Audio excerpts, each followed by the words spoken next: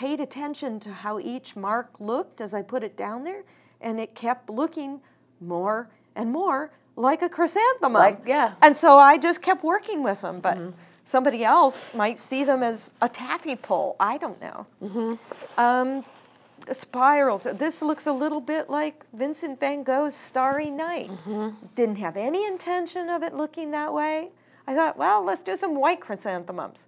They worked as yellow, and pretty soon I went, oh no, those look more like the moon and the sky and Starry Night.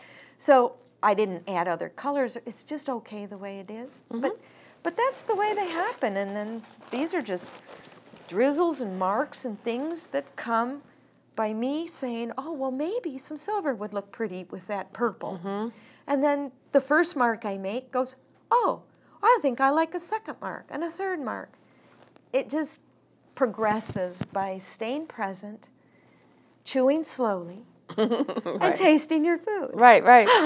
You know, and I think something that people can think about maybe is, I know this works for me, is if you can't think about what, you really can't think about what you're going to do.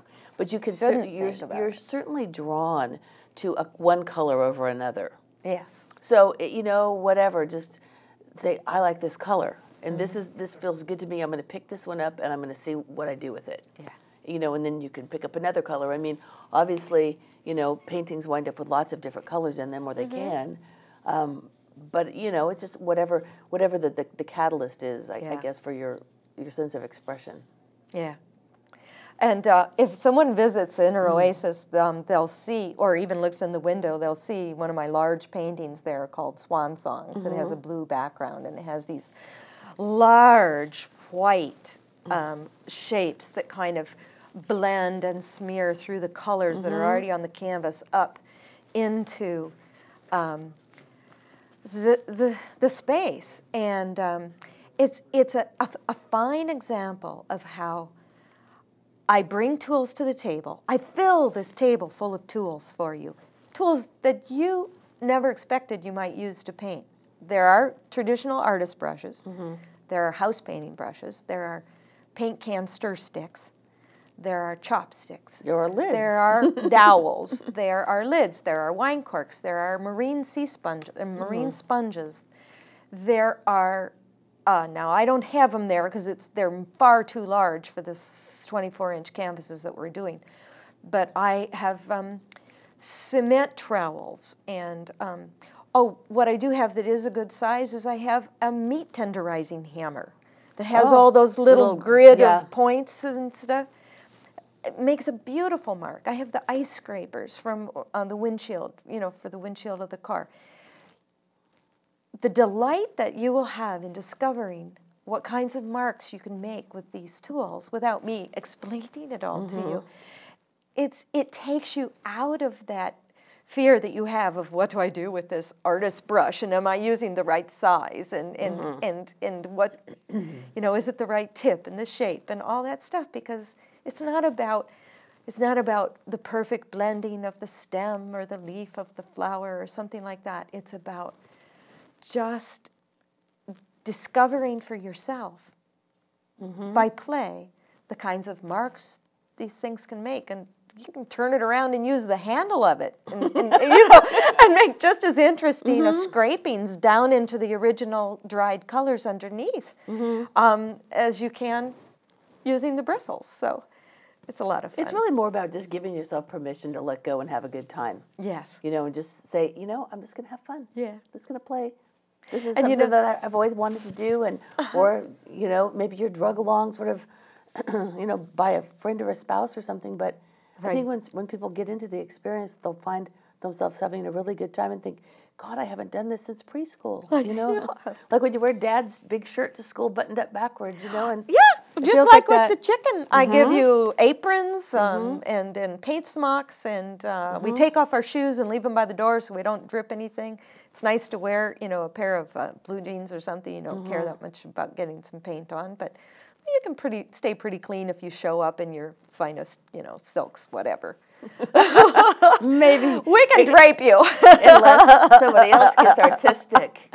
I try to keep the paint down out of the air. Yeah. I used to paint in public at concerts, and a lot of my earlier canvases came from live performance in concert with a band like Paul DeLay or the Jake Blair Band or all Balafon Marimba. And I let the public paint with me out on the out in the space, and I spent more time cleaning them and the floor up than I did having my own painting time. And so I do encourage people to keep the paint on their own 24 square inches. Exactly. This is your little plot right here, sweetheart. It's a lot of fun. So if anyone was witness to some of the Cirque du Soleil videos that were used in the recent fundraising campaign for Oregon Public Broadcasting, I purchased that package as a donation to OPB, and I'm going to use some of those DVDs for projection on a screen that I have hanging on a wall in the studio. And so the fun, the color, the motion, the music, the notion of being a little outside the usual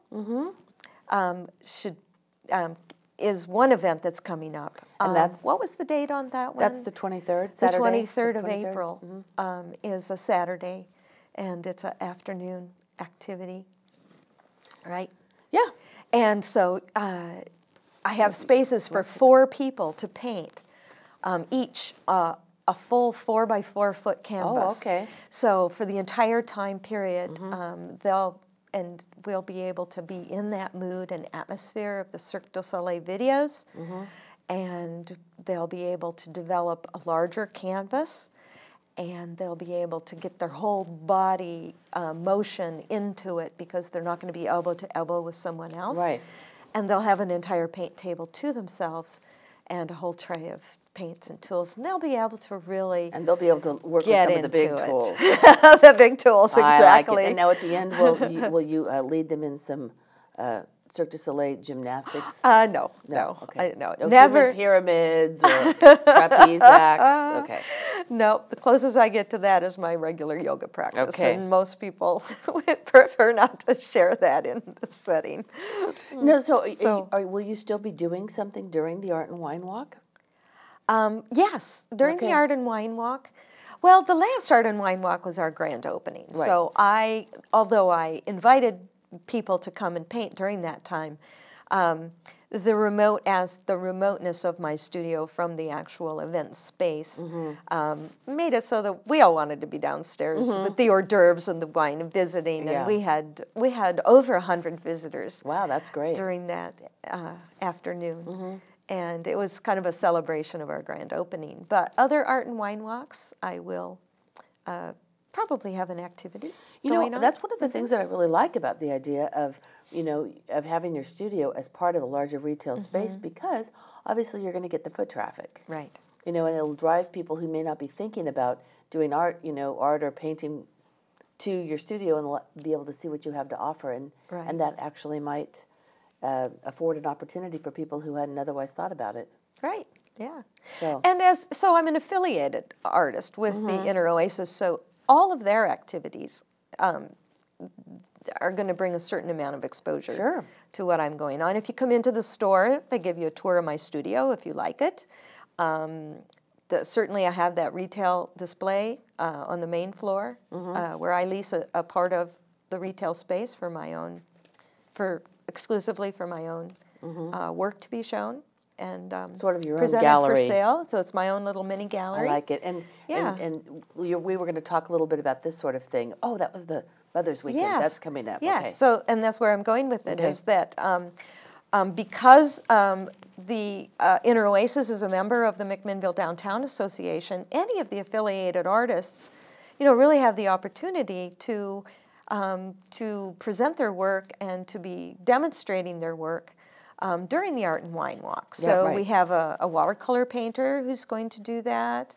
That's Tony Marks? Tony Marks. On April 30th, both Tony Marks and myself will be, and probably Shannon, who's the most exquisite she does the most extraordinarily beautiful, exquisite beading of necklaces and brooches and bracelets that are right in the front window. So come by and see those. Those are beautiful. Yes. So we'll all be demonstrating during that time of the Art and Wine Walk. But on the Saturday of the Linfield College Mothers Weekend and the Spring Fling shopping. So that's the activity 30th. of the 30th Saturday, of the 30th. April. People will be able to wander in and approach a canvas that's not stretched, but approach canvases that I've already painted for them to come in and use a little viewing window and select a little 3x5 or 4x6 image that they'd like to have me cut from the canvas, and I will spray mount and adhere it to a Strathmore greeting card paper. There we go. So that they can actually create their own card for either Mother's Day, which would be coming up the following weekend, or to gift to anyone, or to actually frame. A lot of people buy my greeting cards and frame them.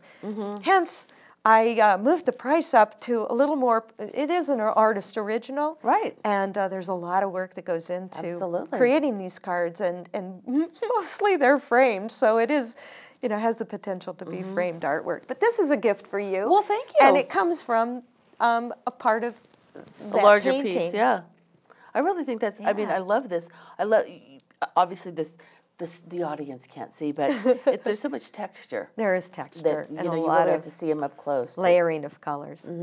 And if people want, they can continue after painting a canvas. They can meet with me again and employ me in the process of creating something like this with part of their canvas. So this came from actually cutting up one of those canvases, going in and finding the most intense imagery that would come together in a piece. And these are just 4 simple square matte beads that are holding it to a fabric background. You know what? I love that technique, and really, it does. It just makes it pop, and it's so much different than it is when it's a canvas like this. It's a completely different presentation.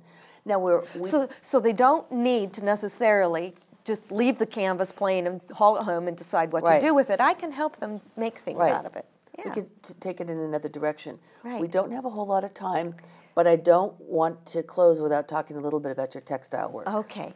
Well, first of all, this piece in the back is the result of 2 10-year-old girls painting with me during a music event. Okay. And so that was a lot of fun, and I wanted to fun. share that with you. Sure. And so even lovely young children can do floor cloths for their bedrooms or murals or panels or something. But I use the same mindfulness meditation in the creation of a lot of my art quilts. Or this is fine needlework using silks, metallic silks, lace, and various embroideries, and silk where I use a butane torch to burn the edges and seal the edge from fraying, and using it in collaging and layering. All this process comes from just beginning. I begin with the piece of lace, and the whole piece evolves out of how do I employ this piece of lace in a piece of artwork. And if I just stay present and I work with scraps and things laying around on my table, and I play with the torch, and I play with the fabrics, and I'll gather them and fray them and twist them and wad them into a little seed coat. So these are the seeds that are falling, and these are blossoms, they're opening, and it just comes from the same kind of play. I think it's wonderful. I've always loved your textiles. Well, we are almost out of time, but I really wanted to say thank you today for being here, and once again to tell people that they can find you at 448 Northeast 3rd Street at Jacquelyn's Studio. Jacquelyn Studio Arts. At the Inner Oasis. Upstairs of Inner Oasis. And that's perfect. And then hopefully we'll look forward to seeing you again and seeing more of your work as spring and summer. Well, thank you very much. Thank you. It's been great to be here.